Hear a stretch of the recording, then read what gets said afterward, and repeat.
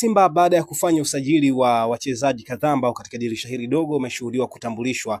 lakini bado kuna nafasi ya kuendelea kufanya hivyo, maana dirisha la usajili linafungwa tarehe ya 30 ya mwezi huu wa kwanza, ambapo sasa hivi taarifa za kuaminika kutoka viunga vya Msimbazi vinaeleza kuwa wametupa karata yao na jicho lao kubwa kwa ajili ya kumtazama kiungo mkabaji raia wa Tanzania kabisa, mzaliwa wa Mwanza pale, ambaye namzungumzia ni Alphonce Mabura mwenye miaka 22 tu, ambaye anakipiga katika timu moja inaitwa Shamak FC ya pale nchini Azerbaijan. Tanzania, Mtanzania huyu ambaye amewahi kucheza Alliance, ambayo ilimtambulisha vizuri kabisa Alliance ya Mwanza, lakini akapata nafasi ya kwenda Spartak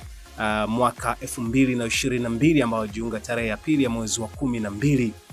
Ni miongoni mwa wachezaji ambao kwa sasa wanaivutia Simba kwa ajili ya kuimarisha eneo la kiungo, hasa kwenye safu ama eneo la ukabaji. Subscribe hapo Pick Media TZ, utapata habari zote, taarifa zote mpya, taarifa za sajili, taarifa za michezo, lakini usisahau mipira yote live unaipata hapa, iwe ni michuano ya klabu bingwa barani Afrika, iwe ni ligi kuu ya Tanzania bara, hapa unaipata. Hebu subscribe uone matokeo.